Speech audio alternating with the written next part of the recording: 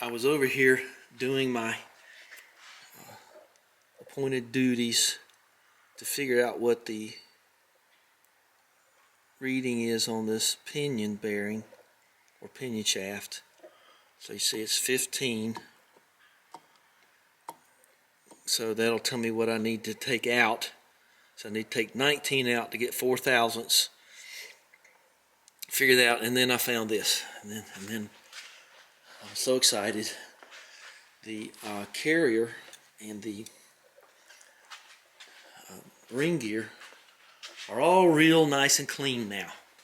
Lucky me, huh? And all right, let's clean that up. I'm not gonna say it anymore. I've had enough of the whole thing. All right, so let me get my gloves on, and I'll show you what we're talking about here. So when I was power washing the carrier and getting the all that stuff in order, I discovered something just about an hour ago. Let's put her here. Okay, and I'll show you the problem that I discovered. I'm glad I discovered it. I don't want to make anybody think otherwise. But now,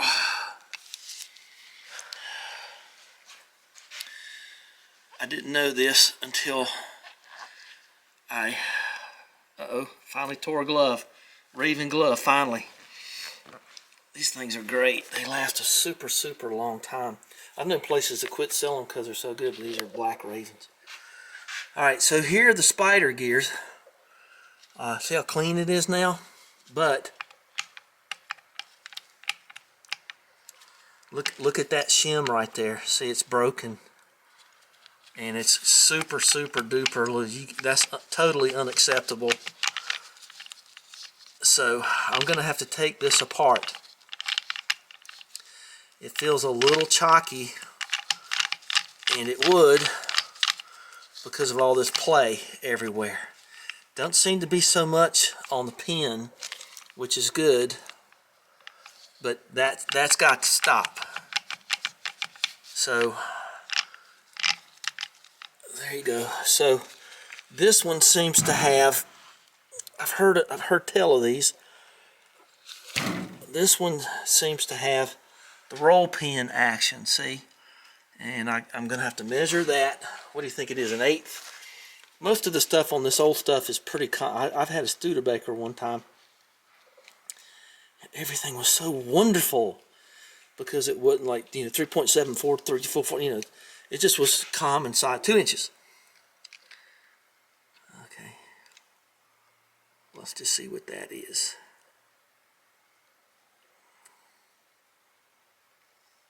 3/16. Okay, so I need a 3/16 driver. And when you drive this pin out of here, God, let's not drop this thing. I can get another one. I can get another axle. I know that. And I'm going to spin these around. And I was kind of impressed how easily they spun. Because see, there's where your axle goes in on these two things. And so that's just not good. They don't look, terribly worn or anything. I don't know. I don't know what the expectations are. But if you look here, they don't, But I'm gonna have to do something about that. So what you do is you get your 3/16 driver, go in this hole, and I'm reckoning you drive out this roll pin right here, and then that's the lock for this pin, this big round pin right here, and then you get your Spider bearings out. Now I feel like a man better mark these suckers too. Where's my brake clean and white out? So I think I know how I'm going to do this. There's my white out. There's this brake clean. This, if you got one of these, I know it kind of seems silly, but you save on the aerosol cans. And the aerosol cans have a different application in my opinion. So let's get these cleaned up as best we can. And I'll mark them. Now my guess is that these two on the pin are the same. And this one's obviously different from this one. So let me get a little, do I have just a little, I don't want to start the air compressor for this. So let's just dry these off a little bit. A little canned Florida sunshine there. And so what I'm going to do is I'm going to put one dot here and two dots here. So you're going to put them on the inside.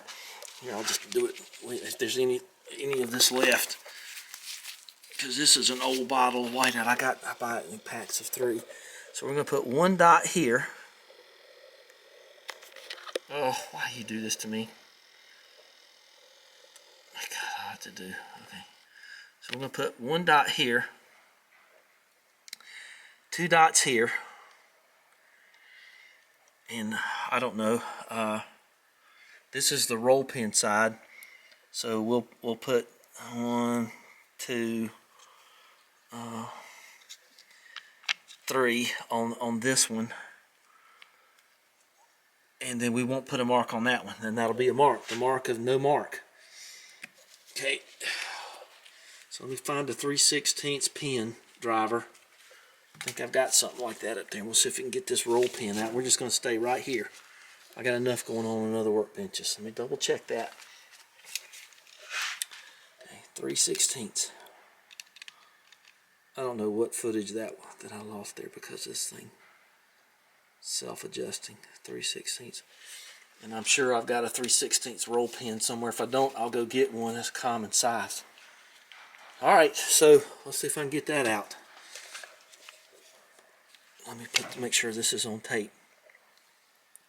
There's your 240, your roll pin, one on the top. Hope I got shims for that.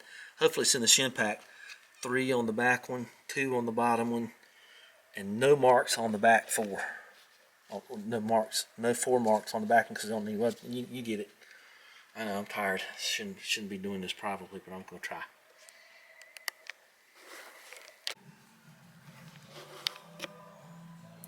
Okay, so you can see it emerging here. I made this out of you know what that is, gang? That's a drain, a plumbing device to raise and lower your drain. So you can go through this hole right here, and then hopefully that'll just fall out.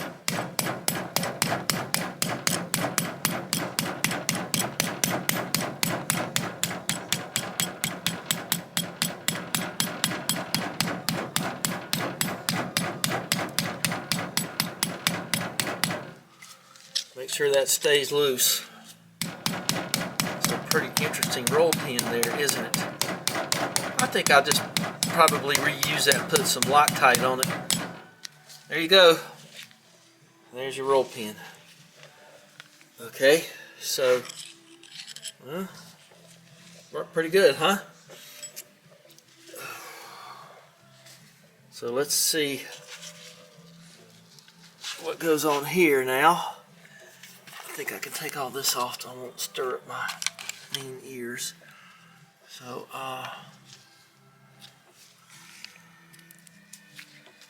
guess I'm gonna need to drive that out. Okay, and we'll see how much wears on that. It won't much matter because it won't be able to do much better. Okay, I'm gonna take this stuff out, okay? Okay, so 1, 3, 2, nothing. Okay. Alright, so this footage was lost, so I'm going to redo it, or something went wrong, hit something wrong.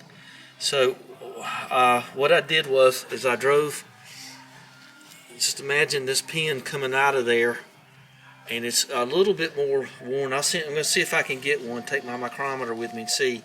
So when I drove that out, you more or less just rotate these around and these other gears will come out. See, that's got a little shim on it right there. And this is the one, I'm not going to move this carrier, and this one has a shim on it also. And oh, I was noticing too, look at that, they have these little oil passages, so I'm going to have to see if I can find that. So you pull this out of there and look at that. Well, that ain't very serviceable, is it? It's actually oblong and splitting. Let's see what happens here. see about getting this one out of there. Okay, at least you get to see something coming out of there. Is there a shim in there? Doesn't seem to be. And look at that, still dirty though.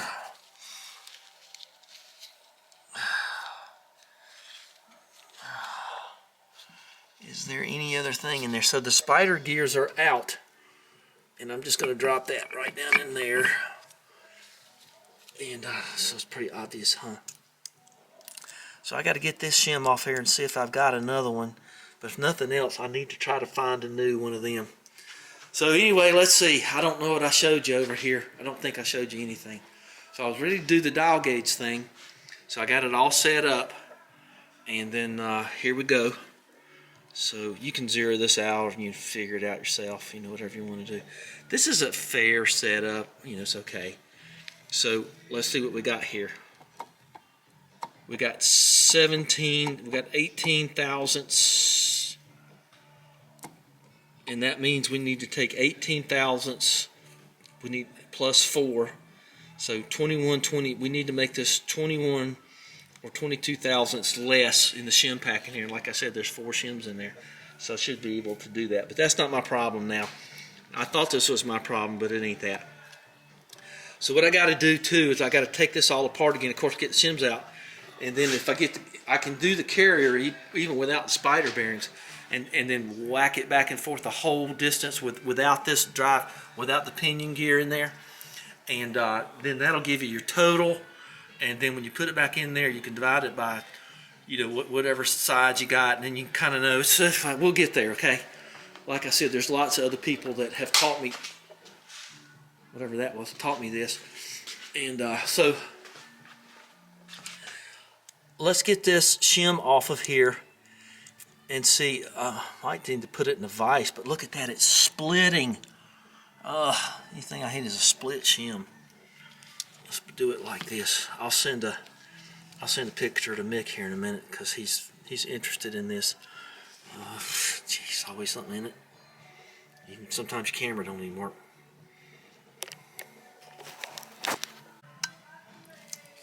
I put this in the vise and I pinched it to try to get it to come over the edges so I can see it. Boy, it's cracked all the pieces. See all those other fractures and cracks around the internal edges? Well, maybe you can see them now, but they're cracked all along here. So let's go over there and see if that comes with said shim kit. I didn't think I was going to get into this, but you never know what you're going to get into, do you? Okay, so here's my shim kit here. Well, that may do her, I don't know. Okay, let's get these shims separated out.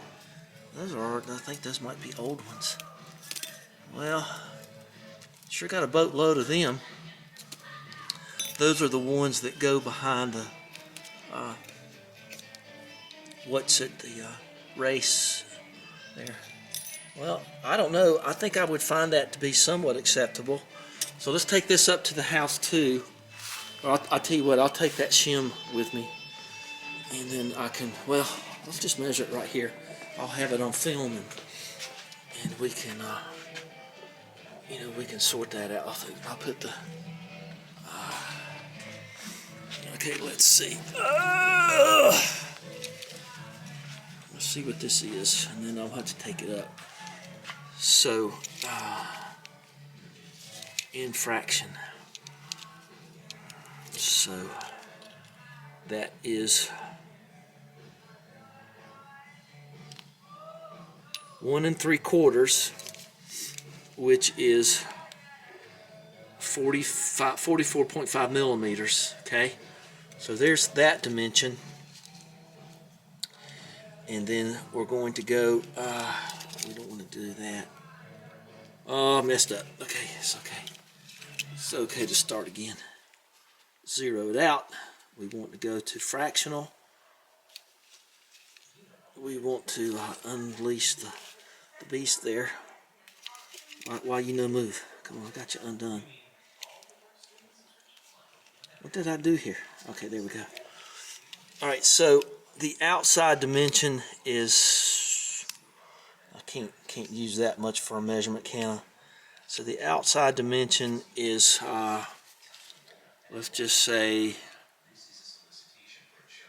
2 3/4, I believe that. And then that is all 70 millimeters. Now, I don't know about these babies here. I guess you want this to be kind of tight, but not too tight. So, okay, so I got that going for me. Let's just measure this shaft too. We'll just measure that here and leave it here. Okay. And maybe you can compare these to your measurements. And so this shaft, just measure it on a good part, is 18 or 19 millimeters. And that is 3/4 of an inch. See, I told you all the measurements would be very standard. So 3/4 of an inch. I can probably buy this stock and make my own if I have to.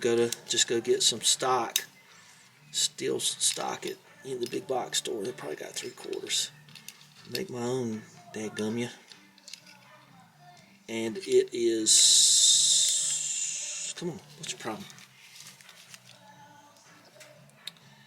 And let's just kind of for fun see what this is. Oh, come on. I'm so far extended. It's 5 inches. Exactly. Amazing. And now let's get, this said it was 3/16, but let's make sure. Let's measure the roll pin hole. 1/4. So that's different than what we had. And these will be a little wider because they have to bounce out. Let's see if I got one. Let's see how long this is. What do you think that is? 1.25 inches or something? I don't know. Maybe it's a little bit more than that. So all this just to, it's magnetized, isn't it? 1.5. So cool. Which is 38 millimeters. I can figure all the other stuff out. Let's see if I got any roll pins this size, just kind of for fun. Okay, what fun, huh? I wouldn't figure on having this kind of fun. So let me show this. Let me take a picture and send it along. And oh gosh, there's always something in it. I've heard that somewhere. I'm thinking. Oh, I got to tell you guys, if you want to email me, I've got a new email address just for here, and this is going to remind me to type it in. It's Bobby Shop at Mail Fence. I think that's right. I'll type it right down here. And if you want to email me directly, you can, or you can just comment. But that's not my, my private email address. But so if you got something to ask or something to say, or I'd rather you comment on YouTube. But somebody told me that might help if somebody wants to be a little bit more private about their questions or whatever. Okay, let's see if I got any roll pins that size. I don't think I do. It struck me that I should probably count the teeth on these. So I'll do that, and I'll just tell you what they are here in a second, because videos get long, as we all know. Okay, this is 16. 10, 1, 2, 3, 4, 5. It's kind of, I don't know. Let me do it again. Okay, 16 teeth on that one. My guess is that would be true here too. 6, 7, 8, 9, 10, 11, 12, 13, 14, 15, 16. Okay, so these should be the same. Let's do this one because it's got white paint on it. And then we'll start 12. 1, 2, 3, 4, 5, 6, 7, 8, 9, 10. Okay, 1, 2, 3, 4, 5, 6, 7, 8, 9, 10. Okay, 1, 2, 3, 4, 5, 9. Okay, 10 and 16. Okay, I think I got all the numbers there. And I'm just going to spray this down with some WD-40 to keep it from corroding. And then see what I can find up at the barn there. And if nothing else, I'll just come back down here and work without the spider bearings and try to at least get it roughly set up. The other count you got to get on splines, I would guess, I don't know, but I'm going to go with all the information I can find, is a number of splines on the shaft. Yeah, ain't that pretty? Hope I get to use it. There's 20 splines on this thing here. And oh, that's pretty funky looking. Ooh. Okay, I'll check them again. 1, 2, 3, 4, 5, 6, 7, 8, 9, 10, 11, 12, 13, 14, 15, 16, 17, 18, 20. Okay, I'm back up at the house. I believe they made one Dayton 45 with 20 splines. I can't find 20 spline anything out there. There's just nothing there.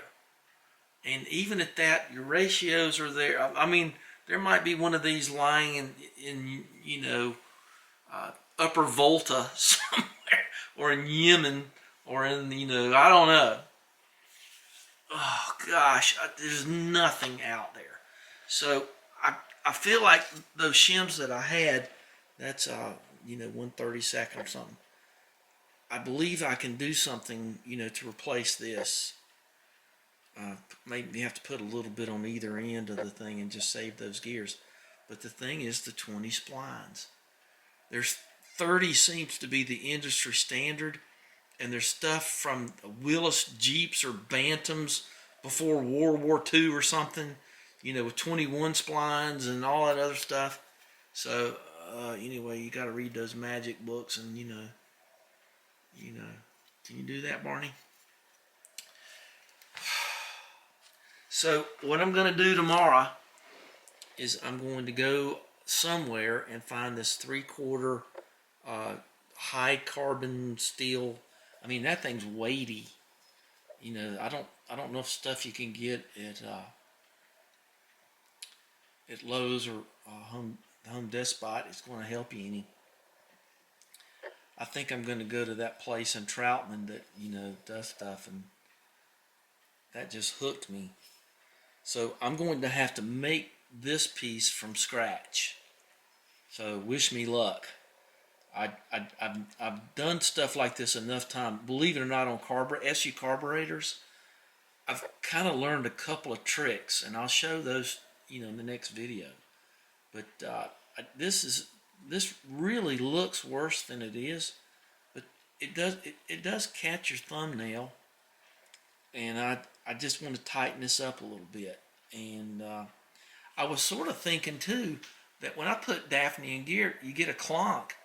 I was thinking it all was the gearbox. It probably was the Spider gear, something in the differential, Boy, everything's in the differential except what it ought to be. There's plenty of metal back there. It just ain't where it's supposed to be. And so those shims that I found in that shim pack that you saw earlier, I think I can make this work. And so there you go.